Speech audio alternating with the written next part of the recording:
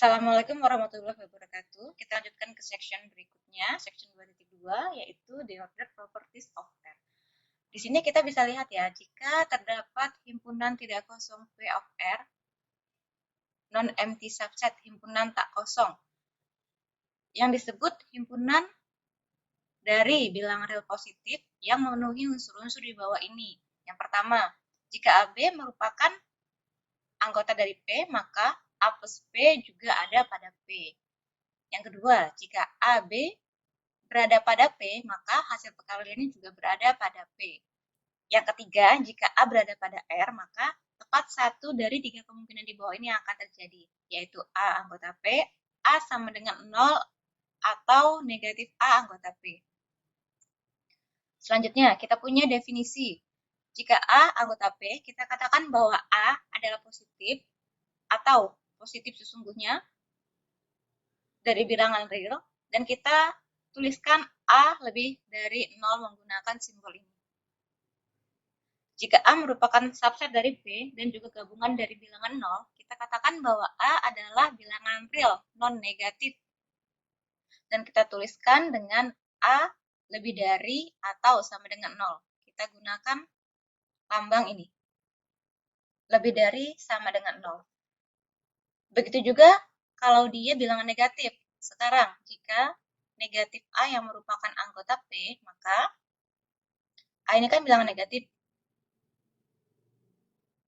Kita tuliskan A kurang dari 0. Jika negatif A merupakan anggota P dan gabungan dari bilangan 0, maka dia akan menjadi bilangan real non-positif. Kita ke definisi selanjutnya, definisi 2.2.3, misalkan A dan B adalah anggota dari bilangan real. Maka yang pertama, jika A min B anggota P, maka kita menuliskannya A lebih besar dari B atau B lebih kecil daripada A. Di sini kita lihat ya, A yang di depan berarti bilangan A yang lebih besar. Yang kedua, jika A min B anggota dari P dan juga gabungan dari bilangan 0, maka kita menuliskannya A lebih dari atau sama dengan B atau B kurang dari sama dengan A.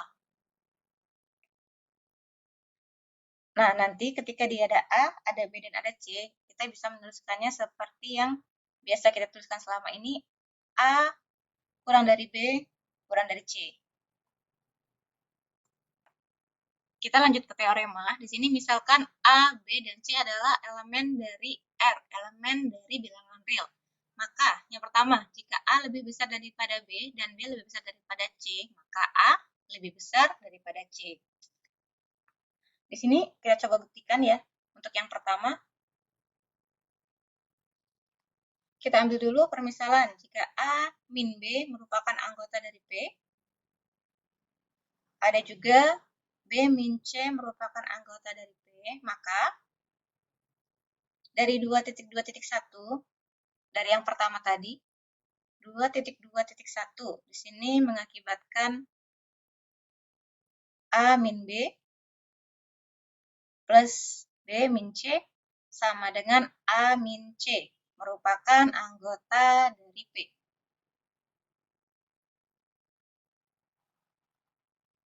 Merupakan anggota dari P. Nah, maka dari itu kita bisa menuliskannya, kita bisa membuktikan bahwa A lebih besar daripada C. Untuk yang kedua, exactly one of the following holds. Jadi tepat satu dari ketiga kemungkinan ini akan terjadi. A lebih dari B, A sama dengan B, atau A kurang dari B. Misalkan A, B, C-nya merupakan anggota dari bilangan real. Nah, untuk bukti yang kedua, dari sifat trikotomi yang sebelumnya, kita bisa peroleh tepat satu kondisi dari ketiganya akan terjadi. Jadi, ada A min B merupakan anggota P, ada A min B sama dengan 0, ada min A min B sama dengan B min A yang merupakan anggota dari P. Nah, dari sini kita bisa lihat ya, kalau ini A lebih besar daripada B, A sama dengan B, yang di sini B-nya yang lebih besar daripada A, atau A kurang dari B. Untuk yang ketiga, jika A lebih dari sama dengan B dan B lebih dari sama dengan A, maka A sama dengan B. Untuk bukti yang ketiga, jika A tidak sama dengan B, jika A tidak sama dengan B, maka A min B pasti tidak sama dengan 0. Dari pilihan yang nomor 2 ini ya, jadi dari teorema yang kedua ini, salah satunya pasti akan terjadi, yaitu bisa A min B anggota P atau ada B min A anggota P. Jadi salah satunya pasti akan terjadi. Nah, sehingga antara A lebih dari B atau B lebih daripada A. Nah, di lain kasus, salah satu hipotesis akan kontradiksi sehingga nanti dia akan diperoleh A sama dengan B. Teorema selanjutnya, yaitu teorema 2.2.5 mengatakan bahwa yang pertama, jika A merupakan anggota real dan A tidak sama dengan 0, maka A kuadrat akan lebih besar daripada 0. Nah, kita coba buktikan dari sifat trikotomi di 2.2.1, kita punya jika A tidak sama dengan 0,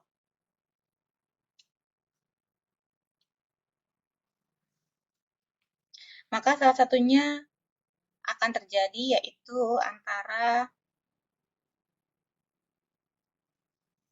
A yang merupakan anggota P atau negatif A merupakan anggota P. Nah, yang pertama, jika A merupakan anggota P, jika A merupakan anggota P, maka kembali lagi ke teorema 2.2.1 ya.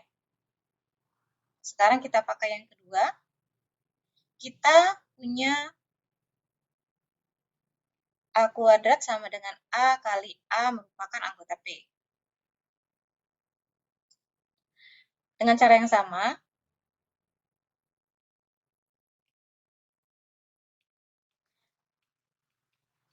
jika min A yang merupakan anggota P, maka dari 2.2.1 juga kita akan punya min A dikalikan min A juga merupakan anggota dari P. Nah, dari sini ya, min A sama dengan min 1 kali A min 1 kali A sama dengan min 1 dikalikan min 1 sama dengan dikali A kuadrat sama dengan A kuadrat. A kuadratnya merupakan anggota dari P. Dapat disimpulkan ya, jika A tidak sama dengan 0, maka A kuadrat akan lebih daripada 0.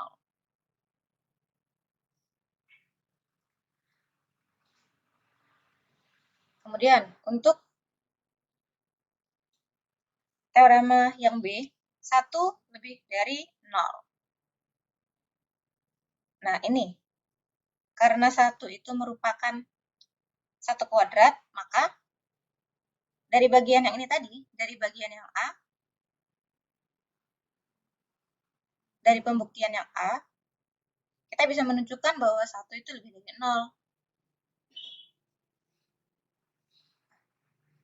Kemudian, teorema yang C, jika N merupakan anggota bilangan asli, N kapital ini menunjukkan bilangan asli ya, maka N akan lebih besar daripada 0. Yang pertama, jika N-nya kita buktikan menggunakan induksi ya. Jika N sama dengan 1, nah, kita bisa menggunakan teorema ini nih, yang B. Maka terbukti ya.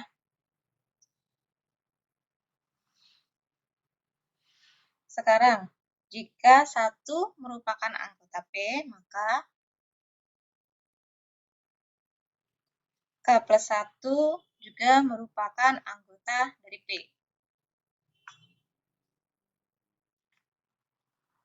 Nah, di sini kita bisa gunakan lagi nih, teorema 2.2.1 yang bagian pertama, yang mengatakan bahwa jika A, B merupakan anggota P, maka A plus B juga berada pada P. Dari sini kita bisa lihat ya, jika 1 merupakan anggota P, maka K plus 1 juga merupakan anggota P. Nah, jadi pembuktian untuk teorema yang C, kita bisa gunakan induksi matematis. Selanjutnya, kita ke teorema 2.2.6. Misalkan A, B, C, dan D adalah anggota dari R. Untuk yang pertama, jika A lebih dari B, maka A plus C juga lebih dari B plus C. Di sini ada penambahan C ya, di kedua ruasnya. Jika A lebih dari B, maka A plus C juga lebih dari B plus C. Untuk pembuktian yang pertama, kita misalkan jika A min B merupakan anggota P, maka A plus C dikurangi B plus C sama dengan A min B ya. A min B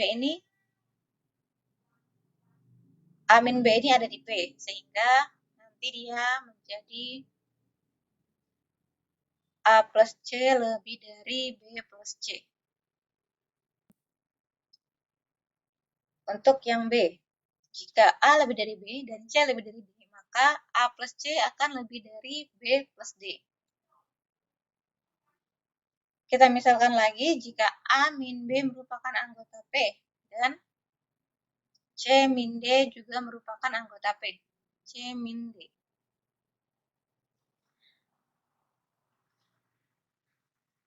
Maka A plus C dikurangi B plus D sama dengan A min B plus C min D. Juga dia ada di P.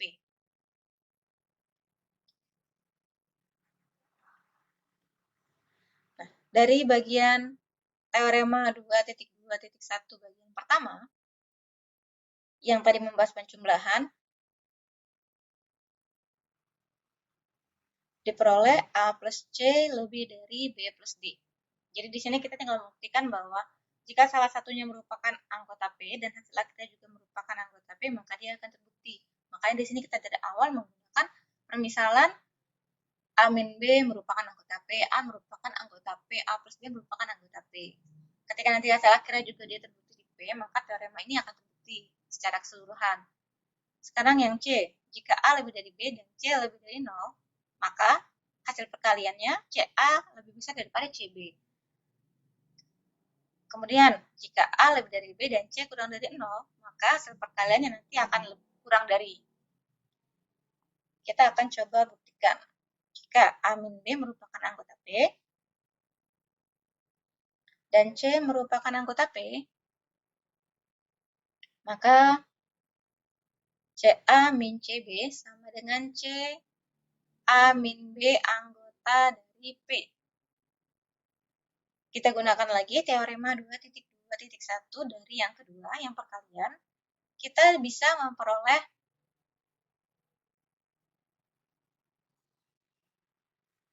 CA lebih besar dari CB ketika C-nya lebih besar daripada 0. Di sisi lain, ketika C-nya kurang dari 0, maka negatif C-nya yang merupakan anggota P. Sehingga CB min CA sama dengan min C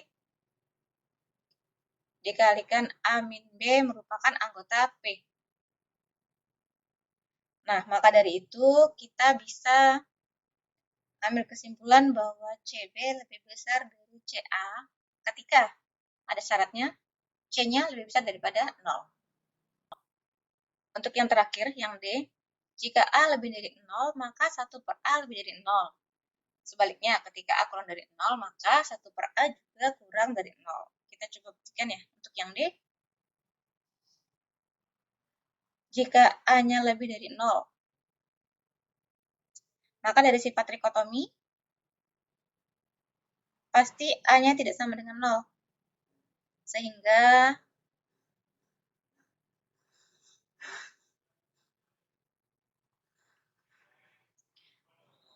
Sehingga kita bisa tahu kalau 1 per A-nya juga tidak sama dengan 0.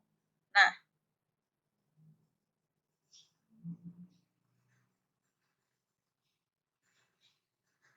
kalau A-nya kurang dari 0, jika 1 per A-nya kurang dari 0, maka dari bagian yang C tadi, dari teorema yang C,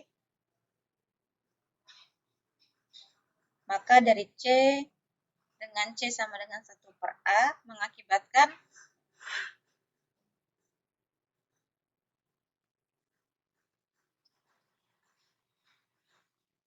dengan C sama dengan 1 per A mengakibatkan seperti ini. 1 itu merupakan hasil perkalian dari 1 per A dikalikan A, sehingga kurang daripada 0. Nah, kontradiksi dengan teorema sebelumnya yang mengatakan bahwa 1 itu lebih dari 0. Kontradiksi dengan teorema 2.5 yang mengatakan bahwa 1 itu lebih daripada 0. Nah, sehingga kita bisa ambil kesimpulan bahwa 1 per A itu lebih dari 0.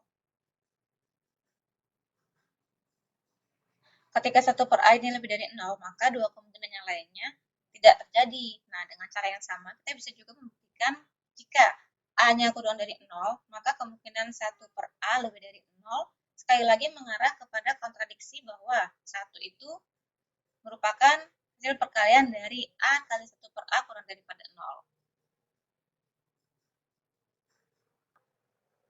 Teorema selanjutnya, jika A dan B berada pada R dan jika A kurang dari B, maka A kurang dari setengah penjumlahan A plus B dan hasilnya itu kurang dari B.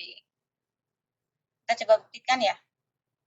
Yang ini karena A kurang dari B, dari teorema sebelumnya yang A, dari teorema 2.2.6 bagian A, yang menyatakan bahwa jika A lebih dari B, maka A plus C lebih dari B plus C. Nah, di sini kita jadi seperti ini. Dari 2.2.6a kita bisa peroleh bahwa 2A itu sama dengan A plus A. A plus A itu akan kurang dari A plus B.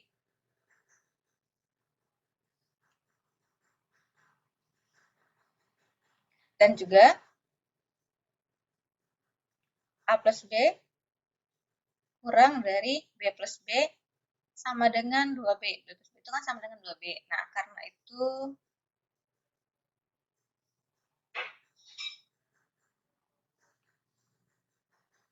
kita punya 2A kurang dari A plus B kurang dari 2B. Dari sini dan juga dari sini. Nah, sekarang dari 2.2.5 bagian yang C, yang menyatakan bahwa jika N anggota bilangan asli, maka N lebih dari 0.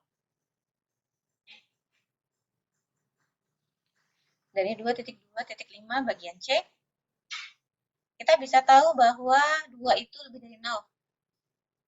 Bilangan asli itu lebih dari 0, 2 itu lebih dari 0, karena 2 merupakan bilangan asli. Kemudian, dari teorema yang sebelumnya, 2.2.6 yang bagian D, yang tadi kita bahas menggunakan 1 per A, kita bisa punya bahwa 1 per A itu 1 per 2 itu lebih dari 0. Nah, karenanya kita punya A sama dengan setengah dikalikan 2A. Nah, ini akan lebih kecil dari setengah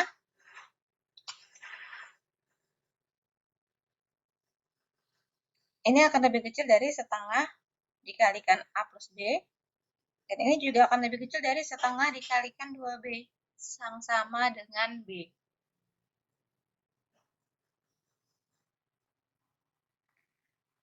Akibatnya, kita ke 2.2.8 yang menyatakan bahwa jika B merupakan anggota real dan B lebih dari 0, maka 0 akan kurang dari setengah B dan setengah B akan kurang dari B.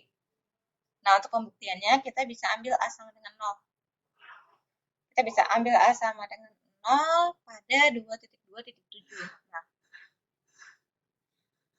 kita pilih A sama dengan 0, maka dia nanti akan menjadi 0 kurang dari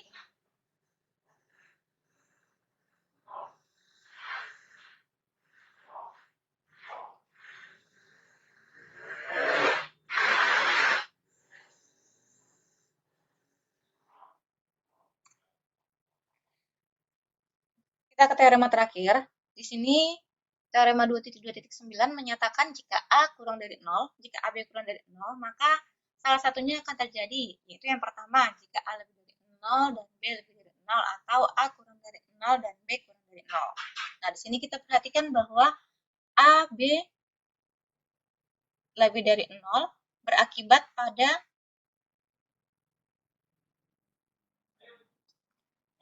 A tidak sama dengan 0 dan B tidak sama dengan 0. Dari sifat trikotomi, maka salah satu kemungkinannya yang terjadi adalah A lebih dari 0 atau A kurang dari 0. Nah, sekarang, jika A lebih dari 0, maka 1 per A juga lebih dari 0. Sehingga di sini kita bisa punya B sama dengan 1 kali B, sama dengan 1 per A dikalikan dengan A.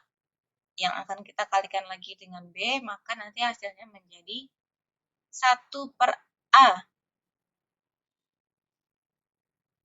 dikalikan AB, hasilnya lebih dari 0. Nah, dengan cara yang sama, kita bisa punya jika A-nya kurang dari 0. Jika A kurang dari 0, maka 1 per A kurang dari 0. Sedemikian sehingga nanti hasilnya akan menjadi seperti ini. B sama dengan 1 per A dikalikan dengan AB, dia akan kurang dari 0.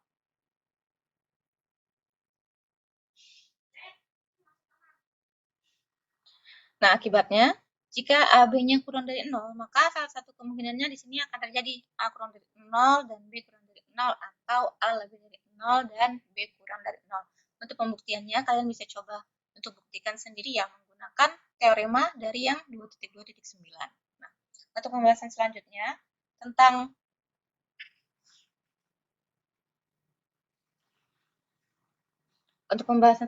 kita akan bahas di video selanjutnya. Stay tune. Assalamualaikum warahmatullahi wabarakatuh.